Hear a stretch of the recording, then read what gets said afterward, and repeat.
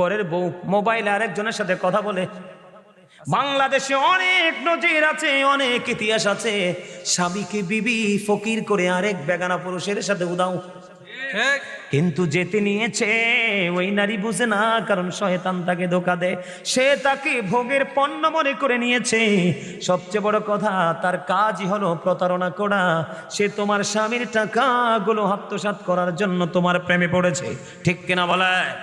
বন্ধুরে আমার, আমি আপনাদেরকে বলি স্ত্রীরা কেমন করে স্বামীর হক আদায় করবে। আমার নবীজি জানিয়ে দিয়েছেন, কোন নারী যদি চুলার উপর দুধ বসানো থাকে, কি থাকে? দুধ বসানো থাকে। কোন নারী যদি দুধ রান্না করা অবস্থায় থাকে, রে কি করা অবস্থায়? দুধ রান্না করা অবস্থায় দুধ যদি চুলার উপরে থাকে, ঠিক এই মুহূর্তে যদি স্বামী তাকে ডাকে, আমার নবীজি বলছেন চুলার উপরে দুধ রেখে তুমি স্বামীর ডাকে চলে যাও। জোরে জোরে কন্যা সুবহানাল্লাহ। বলে হুজুর দুধের কথাটা কেন বললেন? কিসের কথা? দুধের কথা কেন বললেন? আমরা যা কিছু বন্ধু রান্না করি, এর মধ্যে সবচেয়ে রিক্সের রান্না হলো দুধ। দুধ সব কিছুকে উতরাইলে ধামা চাপা দেওয়া যায়, থামানো যায়, কিন্তু দুধ উতরাইলে আর পাতিলে রাখা যায় না, তাৎক্ষণিকভাবে পড়ে পড়ে ছাই হয়ে যায়। আমার নবীজি এই জন্য বলেছে, দুধ যদি তোমার চুলার উপর থাকে, তারপরেও স্বামী ডাক দিলে তুমি দ্রুত চলে যাও, স্বামীর ডাককে তুমি বিলম্ব করো না। জোরে জোরে কন্যা সুবহানাল্লাহ। নারীদেরকে মনে রাখতে হবে, বন্ধু, নারীদেরকে মনে রাখতে হবে, the wife's paradise under the feet of the husband. প্রত্যেকটা নারীর জান্নাত হলো তার স্বামীর পায়ের নিচে। জোরে জোরে কন্যা সুবহানাল্লাহ। কিছু কিছু বেয়াদব মহিলা আমারে কয়, হুজুর এটা কোন ধরনের কথা কইলেন? আপনারা পুরুষ দেখে কি আপনার দাম এত বেশি নি? আপনি যদি বলেন স্বামীর পায়ের নিচে স্ত্রীর জান্নাত, আমি কই আপনি এত বোকা, আপনি এত স্টুপিড কেন? মূলত বন্ধু, স্বামীর পায়ের নিচে জান্নাত নয়, মূলত জান্নাত হলো স্বামীর সন্তুষ্টিতে। সুবহানাল্লাহ বলে না কেন? আরো জোরে বলেন না কেন? আরো জোরে। তো স্বামীর সন্তুষ্টি অর্জন করলে এটা কি পা বাদ যায়নি? কথা কয় না। পা বাদ দিয়ে স্বামী কোন যাইব? পা কি বাদ যায়? কথা বলেন, পা বাদ যায়। পায়ের কথা কইলে তুমি এত রাগ হও কেন? এই নারীদেরকে বলা যায়, আমার নবীজি বলেছেন, আল্লাহ ছাড়া যদি কাউকে সেজদা দেওয়ার বিধান থাকতো, আমার রাসূল বলেছে, আমি নবী বলতাম প্রত্যেকটা স্ত্রী তার স্বামীকে সেজদা দাও। একটা নারীর জীবনে সবচেয়ে বড় অলংকার হলো তার স্বামী। আর তুমি স্বামীর পকেটের টাকা চুরি করে বাবার বাড়ি পাঠাও, বিপদে পড়লে আইনা কো আব্বার বাড়িতে আনছে কি, ঠিক মতো না দিলে খবর আছে। আছে না নাই? আরে যারা বলেন আছে নাই? এমন নারী আছে না? বলে হুজুর আপনি এত কথা জানেন কেমনে? কিতাব থেকে শুনছি। শোনেন এবার, আমার রাসূলের জামানায় শোনেন, শিক্ষা নেন। আজকে মা বোনদেরকে বলবো, সাতবাড়িয়া গ্রামের আমার মা বোনেরা সবাই শোনো, তুমি টাকা দাও, সমস্যা নাই। স্বামীকে বলো, স্বামী গো, আমার বাবার সমস্যা যদি থাকে, ভাইয়ের সমস্যা, আমার ছোট বোনের সমস্যা, তুমি তো জানো তোমার স্বামী অত্যন্ত অনেস্ট। ঠিক কিনা বলে? তোমার স্বামী না করবে না। আর তোমার স্বামীর যদি দেওয়ার সক্ষমতা না থাকে, তাহলে তুমি কেন চুরি করে ট্রান্সফার করবা? ঠিক কথা বলেন না কেন? ঠিক। বন্ধুরে আমার দিকে তাকান। কোন বিবিকে, আমি ওই জায়গায় আসতেছি, কোন বিবিকে রাতের অন্ধকারে স্বামী সারাদিন পরিশ্রম করলো, ক্লান্ত শরীর নিয়ে বিছানায় চলে গেল। হাদিস শরীফ, আমার নবীজি বলছেন, স্বামী বিছানায় যাওয়ার পরে বিবিকে আদর করে ভালোবেসে কাছে ডাকলো, কিন্তু বিবি অন্যের প্রেমে সাঁতার কাটে।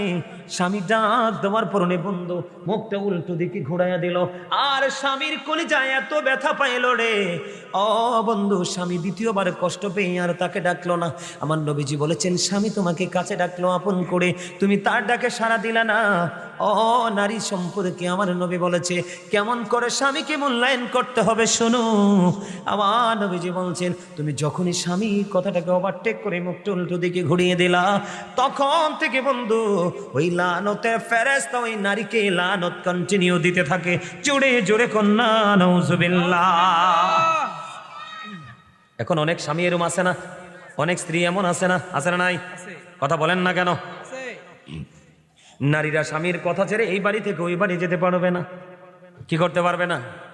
ওই বাড়ি থেকে ওই বাড়ি যেতে পারবে না, স্বামীর অনুমতি ছাড়া স্বামীর পকেটের বা স্বামীর ঘরের সম্পদ চুরি করে বাবার বাড়ি পাঠাতে পারবে না। মদিনাতুল মুনাওয়ারার ছোট্ট একটা ঘটনা বন্ধু আমি আপনাদেরকে বলি। এক বুড়িমা তার মেয়েকে বিয়ে দিল। বিয়ে দেওয়ার পরে বন্ধু স্বামী পৃথিবীতে আছে, মেয়েটা মারা গেল। মারা যাওয়ার পরে বেশ কিছুদিন চলে গেল, কবরে সেই রইল। কবর বন্ধু অতিবাহিত করতে করতে করতে করতে হঠাৎ করে একদিন গভীর রজনীতে ওই বুড়িমা বন্ধু দেখতে পাইল তার মেয়েটার, এদিক তাকান, তার মেয়েটার মাথার মধ্যে বন্ধু লোহার পেরেক বসানো হচ্ছে। কিসের পেরেক? লোহার পেরেক। হাত দুরির মধ্যে বেরি পড়ানো আছে, পায়ের মধ্যে বেরি পড়ানো আছে। মেয়েটাকে প্রশ্ন করলো, মা তোমার এই অবস্থা কেন? মা কেন জানো না, আমি আমার স্বামীর কথা অমান্য করে কত চিন জায়গা ঘুরেছি, স্বামী জানে না।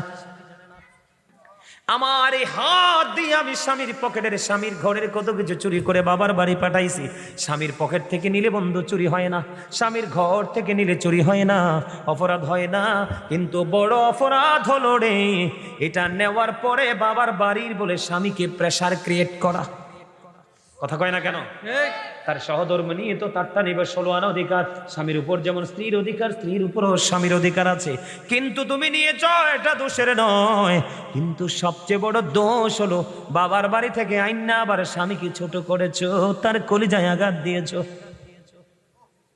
এবার ঘুম ভেঙে গেল, সকাল হলো, স্বামীর কাছে চলে গেল। কি করলো? স্বামীর কাছে চলে গেল, বাবা আমার মেয়েটা তোমাকে অনেক কষ্ট দিয়েছে গো বাবা, তুমি ক্ষমা করে দাও।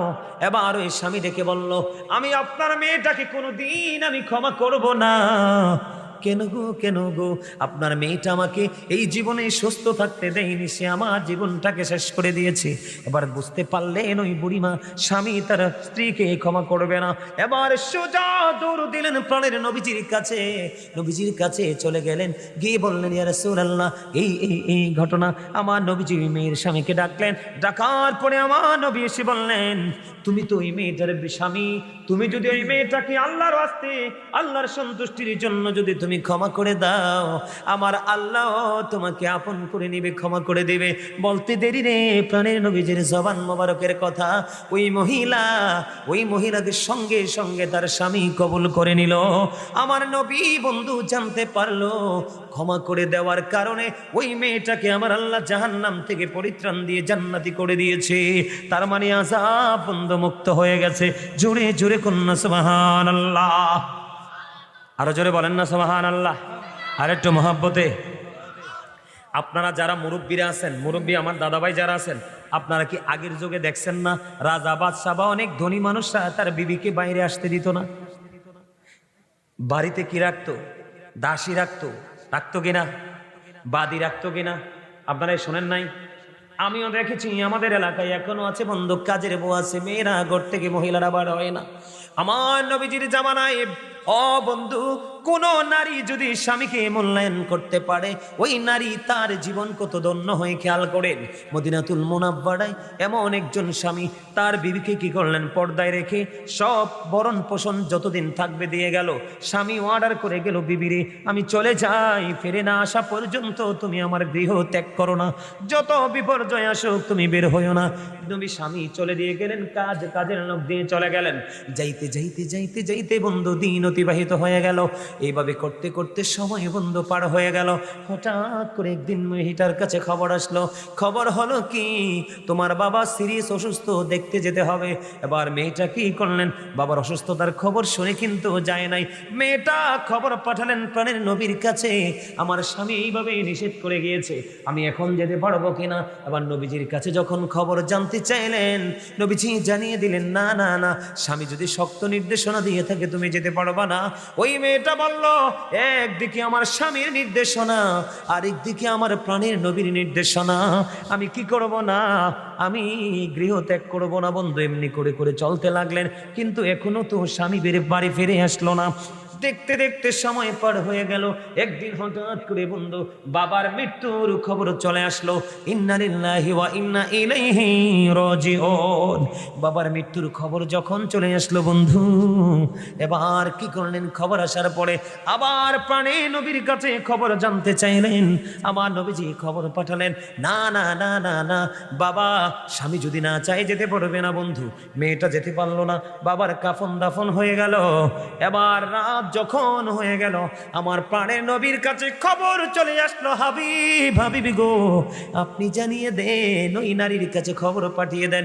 একদিকে সে কোরআন হাদিসের প্রতি মূল্যায়ন করেছে, কারণ সে তার স্বামীর কথা মেনেছে, আর একদিকে নবী গো, আপনি নবীর জবানকে মূল্যায়ন করেছে, আপনার কথা মেনেছে, স্বামীর কথা মেনেছে।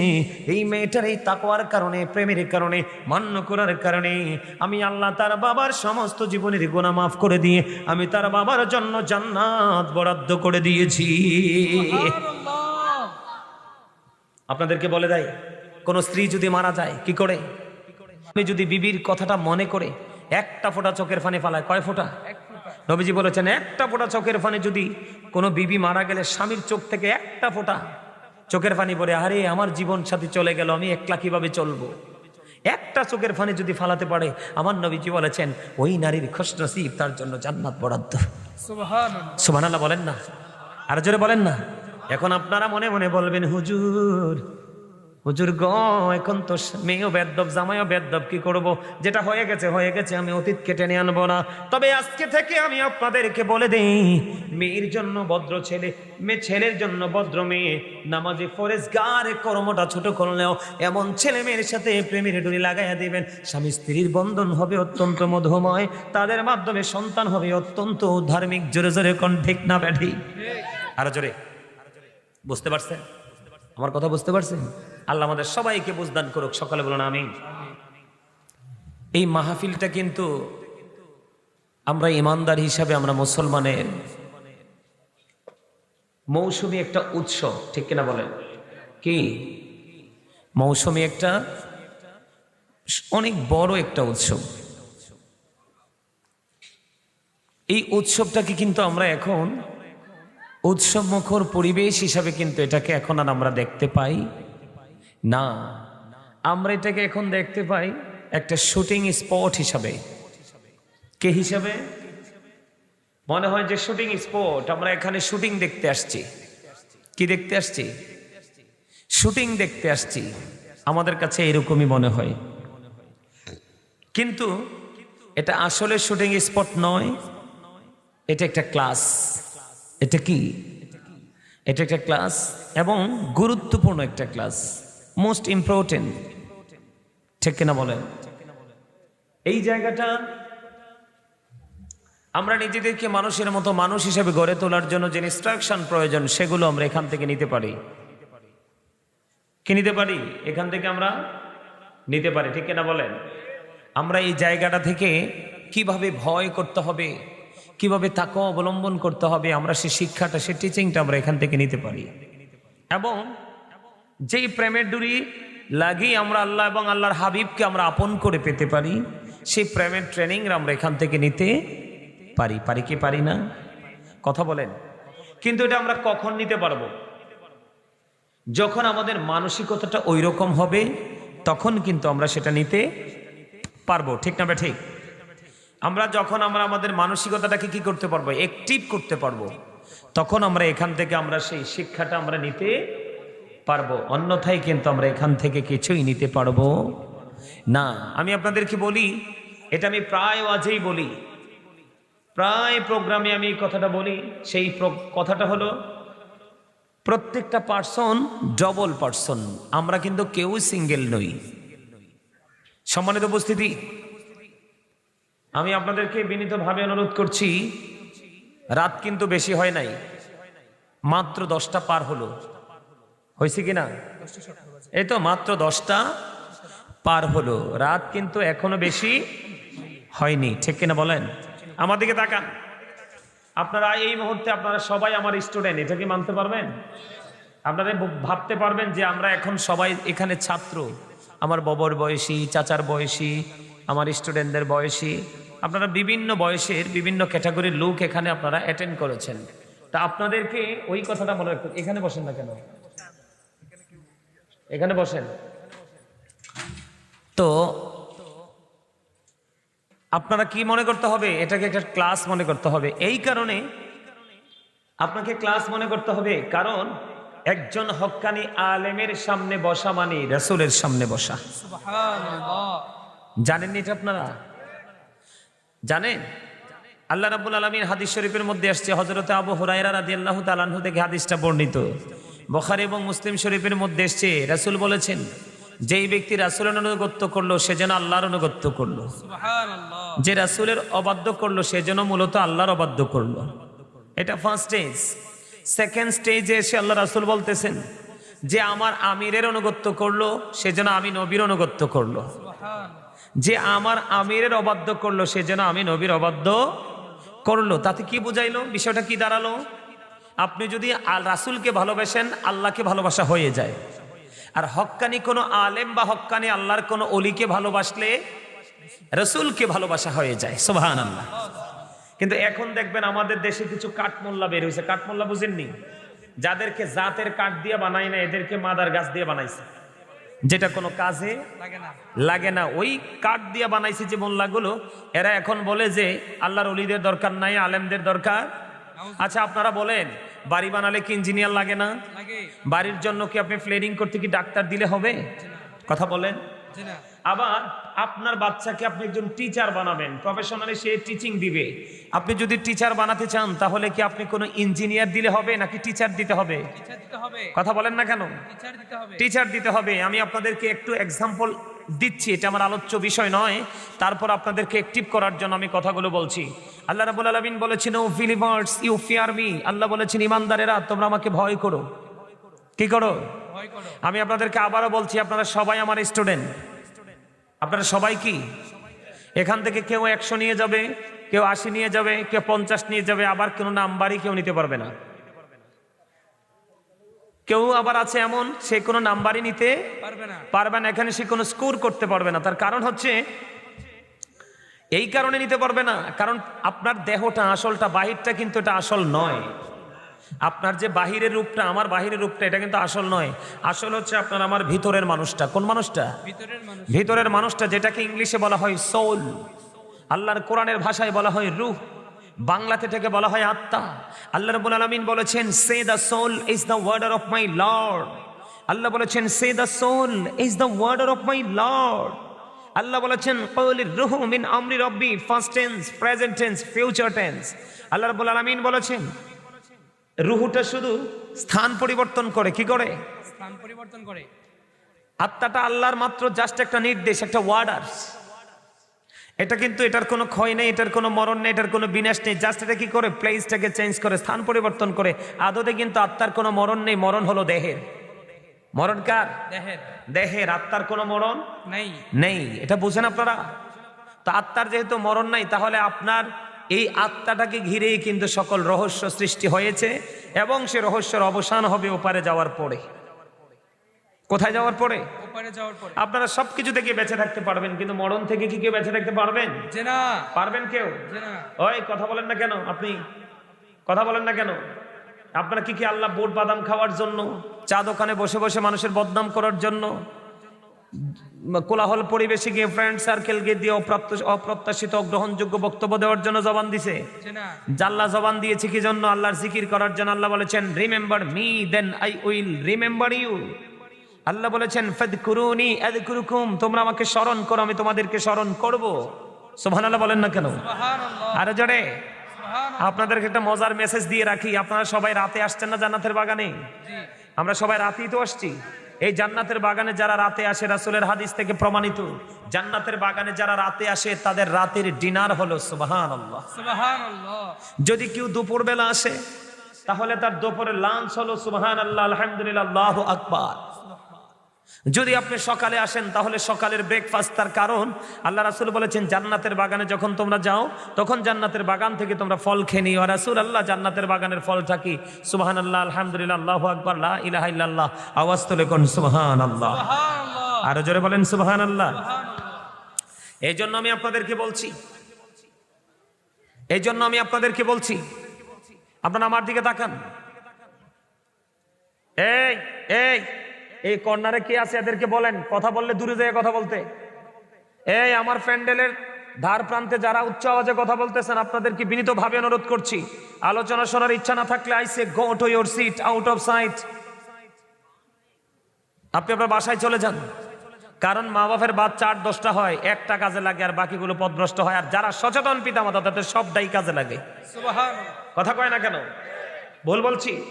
ঠিক মাহফিলটা এমন, যদি আপনারা সচেতন হতে পারেন, অ্যালার্ট থাকতে পারেন, তাহলে এই মাহফিল আপনার জন্য অনেক বেশি নিয়ামত বয়ে নিয়ে আসবে।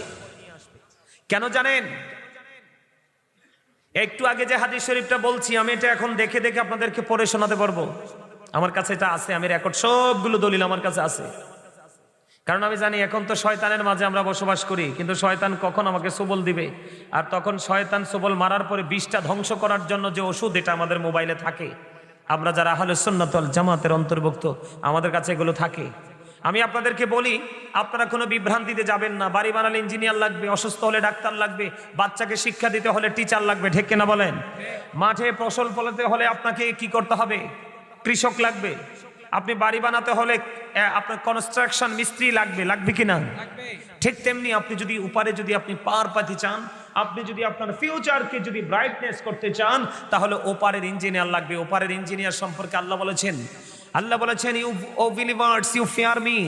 আল্লাহ ইমানদারকে ডেকে বলেছে, ইমানদারেরা তোমরা আমাকে ভয় করো। আল্লাহ লাভ হবে কি?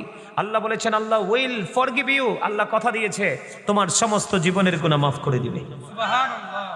বলে হুজুর আল্লাহকে ইংলিশে বলছে না, আমি বলছি। আল্লাহ কোরআনে বলেছে ওইভাবে, আল্লাযীনা আমানু, যারা ঈমান এনেছে, ওয়া কানু ইয়াত্তাকুন, এবং তাকওয়া অবলম্বন করেছে, লাহুমুল বুশরা, তাদের জন্য সুসংবাদ, ফিল হায়াতিদ দুনিয়া ওয়া ফিল আখিরা। তার মানে আপনি যদি ঈমানদার হতে পারেন, কি হতে পারেন? ইমানদার। ঈমানদার হওয়ার পরে যদি আপনার হৃদয় যদি ভয় ধারণ করতে পারেন, তাকওয়া ধারণ করতে পারেন, তখন আল্লাহ রাব্বুল আলামিন মেসেজ দিয়েছে, আপনার অন্তরে ভয় আছে কিন্তু ঈমান নাই, ঈমান আছে ভয় নাই, তাহলে কিন্তু আপনি পরিপূর্ণ নন। এই জন্য আল্লাহ রাব্বুল আলামিন বলেছেন, আল্লাযীনা আমানু, যারা ঈমান এনেছে, ওয়া কানু ইয়াত্তাকুন, এবং তাকওয়া অবলম্বন করেছে, লাহুমুল বুশরা, তাদের জন্য সুসংবাদ, ফিল হায়াতিদ দুনিয়া ফিল আখিরা, দুনিয়ার জীবনে এবং পরকালের জীবনে। জোরে জোরে কোন সুবহানাল্লাহ। আল্লাহ রাব্বুল আলামিন কি চমৎকার! দেখেন, আপনারা যারা সাধারণ মানুষ, আপনাদের রাস্তাটাকে কত সহজ করে দিয়েছে আল্লাহ রাব্বুল আলামিন। আপনি যদি ভয় অর্জন করতে চান, তাহলে যারা ভয় আপনার হৃদয়ে সৃষ্টি করে দিতে পারবে তাদের কাছে যুক্ত হতে হবে। তারা হলো কারা? হক্কানি আলেম এবং হক্কানি আল্লাহর ওলিরা। সুবহানাল্লাহ বলেন। কারা? হক্কানি আলেম এবং হক্কানি আল্লাহর ওলিরা, ঠিক কিনা বলেন? যেমন আল্লাহ রাব্বুল আলামিন বলেছে, আমার দিকে তাকান, এই কথা বলা যাবে না, স্টপ ইউর মাউথ এভরিবডি, সকলের জবানকে বন্ধ রাখতে হবে। You listening by lecture very attentively, আমার কথা সবাইকে মন দিয়ে শুনতে হবে।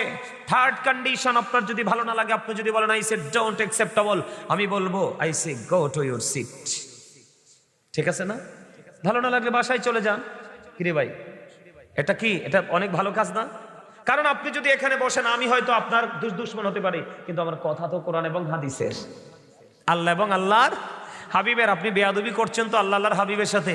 বেয়াদব সম্পর্কে আল্লাহ একটা তথ্য দিয়েছেন, আমার কাছে ভালো লাগে এটা বলতে। কোরআন শরীফে 29 পারা, সূরার নাম হলো সূরা কালাম। সূরা কালামের মধ্যে আল্লাহ রাব্বুল আলামিন ওয়ালিদ বিন মুগীরাকে নবীর সাথে বেয়াদবি করার কারণে 10টা গাইল দিছে। কয়টা? 10টা। ওর মা কথা কয় না কিনলে?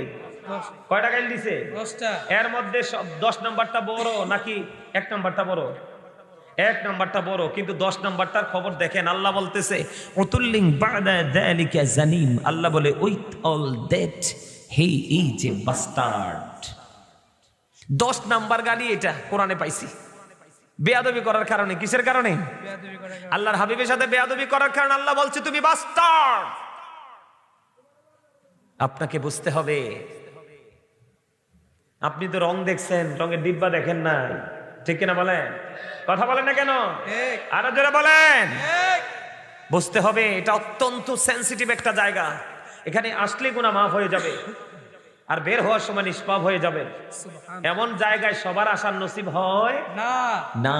আল্লাহ যাকে কবুল করে তার পক্ষে এখানে আসা সম্ভব। আমার আলোচনার বিষয় এগুলো নয়, আমি আজকে দুটো বিষয়ের উপর আলোচনা করব। তার আগে আপনাদেরকে আমি একটু মোটিফাই করতে হবে, এক্সপেরিয়েন্স ম্যান হিসেবে আপনাদেরকে প্রিপেয়ার করতে হবে। কারণ আপনাদেরকে দেখে মনে হয়েছে ভেরি উইক। কারণ এই গ্রামে দেখলাম আসার সময় শুধু বিল্ডিং আর বিল্ডিং, গড়দুয়ার মানুষ দেখলাম রাস্তায়, কিন্তু মাহফিল আইসা দেখি তুলনামূলক ভাই মানুষ কম। এটাই কিয়ামতের আলামত। দিন যত গড়াবে, নষ্ট মানুষের দল ভারী হবে, সৎ মানুষের দল ধীরে ধীরে হালকা হয়ে যাবে। এটা হচ্ছে কিয়ামতের আলামতের একটা। নাউজুবিল্লাহ বলবেন না? আরো জোরে বলেন না নাউজুবিল্লাহ। এই দিক তাকান, আল্লাহ রাব্বুল আলামিন বলেছেন ইয়া আইয়ুহাল্লাযীনা আমানুত্তাকুল্লাহা ওয়াবতাগু ইলাইহিল ওসিলা। আল্লাহ বলে হে ঈমানদারগণ, তোমরা আমাকে ভয় করো এবং আল্লাহকে পাওয়ার জন্য উসিলা তালাশ করো, উসিলা খোঁজো, মাধ্যম খোঁজো। আল্লাহ মাধ্যমটা কি? আল্লাহ বলেছেন ইয়া আইয়ুহাল্লাযীনা আমানুত্তাকুল্লাহা ওয়া কুনু মা'আস সাদিকিন। আল্লাহ রাব্বুল আলামিন বলতেছে ঈমানদারগণ, তোমরা আল্লাহকে ভয় করো এবং আল্লাহকে পাওয়ার জন্য যে উসিলার কথা আল্লাহ বলেছেন সেই উসিলাটা হলো সাদিকিন। সাদিকিনের ব্যাখ্যা করতে গিয়ে শায়েখ ইসমাইল হাক্কি রাদিয়াল্লাহু তাআলা আনহু তাফসিরে রাউহুল বয়ানের মধ্যে পেয়েছি আল্লাহর ওলিদের কথা, তাফসিরে মাঝহারির মধ্যে পেয়েছি আল্লাহর ওলিদের কথা, তাফসিরে কদরির মধ্যে এসে দেখলাম যে আল্লাহ আলেমদেরকেও যুক্ত করা হয়েছে, কারণ হক্কানি আলেমরা হলো আল্লাহ আল্লাহ রাসূলের বিধি বিধানের খুনি। এই জন্য আল্লাহ বলেছেন join with my dear people, আমার প্রিয় লোকেদের সাথে যুক্ত হও, কাম টু মাই প্যারাডাইস, আমার জান্নাতে চলে আসো, ফাদখুলি ফি ইবাদি ওয়াদখুলি জান্নাতি। আওয়াজ তোলে বলেন না সুবহানাল্লাহ। ওয়াজ কি মজা লাগে আপনাদের কাছে? সবার কাছে? মাশাআল্লাহ, সবার কাছে।